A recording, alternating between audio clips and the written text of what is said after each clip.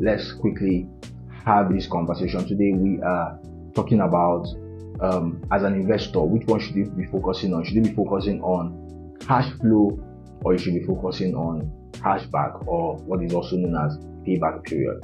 So at the end of this video, you'll be able to understand what your focus should be per time and what you should be more obsessed about as an investor. And it doesn't matter the market you're investing in. It could be real estate, it could be stock, it could be bond, whatever it is that you're investing in. This conversation is going to be helpful to you if you are an active investor or you are thinking of actively getting into the business of investing your money.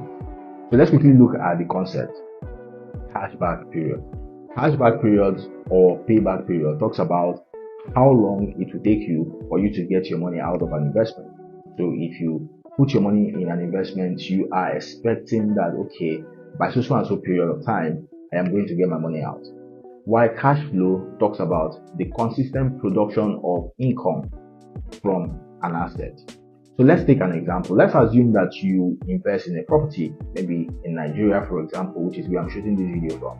You invest in a property of say 50 million. Okay, you invest in a property of say 50 million. Let's assume that you did maybe a 5 units of asset and that was able to cost you 50 million and you're able to produce that. Now, what is the payback period? Now, let's assume that you make a proceed of 1 million naira per year from each of the units of apartment that you have. Now, since you have 5 units, that will be 5 million naira per year. Now, how long will it take you for you to make 50 million naira out of the deal? It's going to take you about 10 years. Okay, so all things being equal, no increments, things don't go up or down, all things remain the same. You are going to take about 10 years to get your money out of the business, okay, or out of that investment or out of that project. Now, so your payback period or your cashback period is 10 years.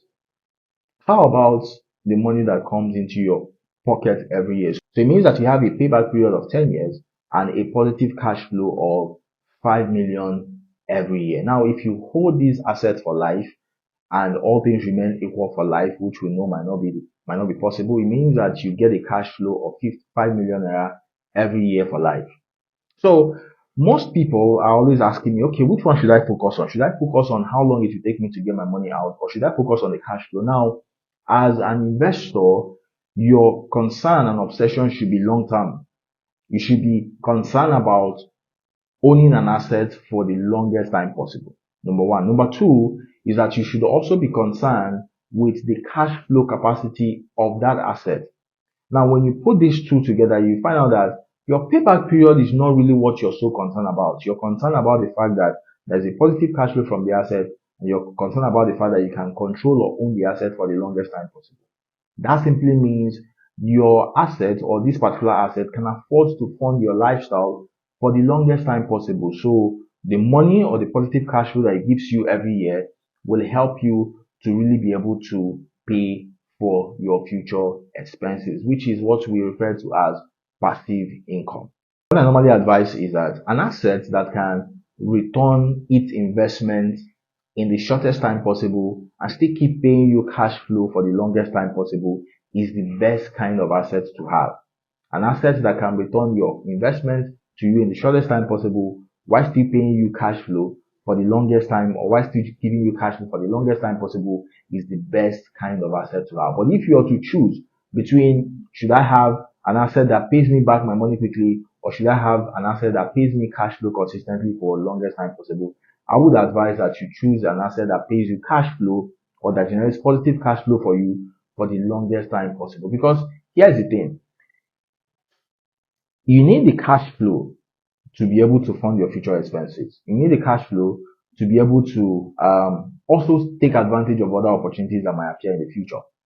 And you need to understand that as an investor, you're not obsessed about short-term experiences. You're more concerned about long-term experience. And that's why I tell people, if you are still worried about income, if income is your problem, if you are worried about what to eat and income is your challenge, you don't need to invest. Invest in yourself and upgrade your skills so that you can actually make more money to take care of yourself. Because investment is about you being able to delay gratification for the longest time, for you to be able to look into the future, invest into the future, and not just be concerned about whether you're getting your money out today and tomorrow. So try to look for assets that have positive cash flow for the longest time possible. And where it is feasible for you as an investor, pick an asset that pays you back your money or that returns your investment in the shortest time possible while still generating positive cash flow for you longest into the future. Hope you find this useful. I hope this helps you in your investment journey. Come your way next time. Keep having yourself some money sense. Cheers.